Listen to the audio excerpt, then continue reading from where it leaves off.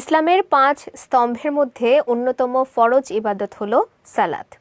পবিত্র কোরআনে বারবার নামাজ কায়েমের নির্দেশ এসেছে।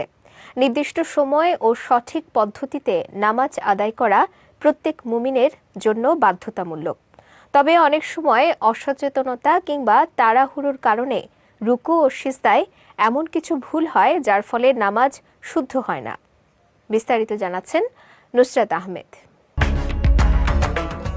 পবিত্র কোরআনে আল্লাহ তাআলা ইরশাদ করেছেন, নামাজ মুমিনদের উপর নির্ধারিত সময়ে ফরজ।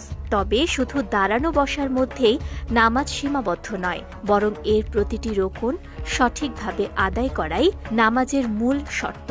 রাসূলুল্লাহ সাল্লাল্লাহু আলাইহি ওয়াসাল্লাম বলেছেন, যে ব্যক্তি রুকু ও খুশু যথাযথভাবে আদায় করে তার জন্য রয়েছে আল্লাহর ক্ষমার প্রতিশ্রুতি।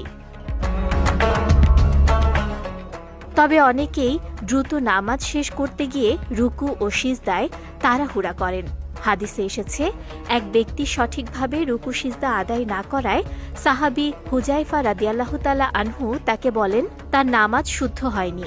এমনকি এ অবস্থায় মৃত্যু হলে তা রাসূল সাল্লাল্লাহু আলাইহি ওয়াসাল্লামের সুন্নাহ অনুযায়ী হবে না বলেও সতর্ক করেন তিনি।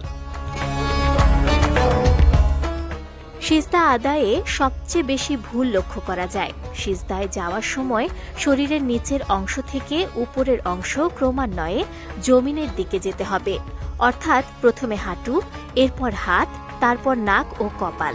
আবার ওঠার সময় উল্টোভাবে কপাল আগে উঠবে। অনেকেই এই ধারাবাহিকতা মানেন না, যার ফলে নামাজ শুদ্ধ হয় না। আরেকটি বড় ভুল হল সিজদায় কোনোই জমিনে লাগিয়ে রাখা, অথচ রাসূলুল্লাহ সাল্লাল্লাহু আলাইহি ওয়াসাল্লাম সিজদার সময় কোনোই জমিন থেকে উঁচু রাখতেন। একইভাবে দ্রুত সিজদা শেষ করাও সুন্নাহ বিরোধী। এছাড়া সিজদা থেকে ওঠার সময় দুই হাতের উপর ভর করে দাঁড়ানো নিষেধ। নবীজি সাল্লাল্লাহু আলাইহি ওয়াসাল্লাম নামাজ সংক্ষেপ করলেও প্রতিটি রুকুন পরিপূর্ণভাবে আদায় করতেন। তবে জামাতের ক্ষেত্রে ইমামের জন্য নির্দেশনা হল নামাজ যেন অতিরিক্ত দীর্ঘ না হয়, যাতে দুর্বল ও বয়স্ক মুসল্লিরা কষ্টে না পড়েন। সঠিক নিয়মে রুকু ও সিজদা আদায়ের মাধ্যমেই নামাজ পূর্ণতা পায়। তাই তাড়াহুড়ো নয়, বরং সুন্নাহ অনুযায়ী নামাজ আদায় করাই একজন মুমিনের দায়িত্ব।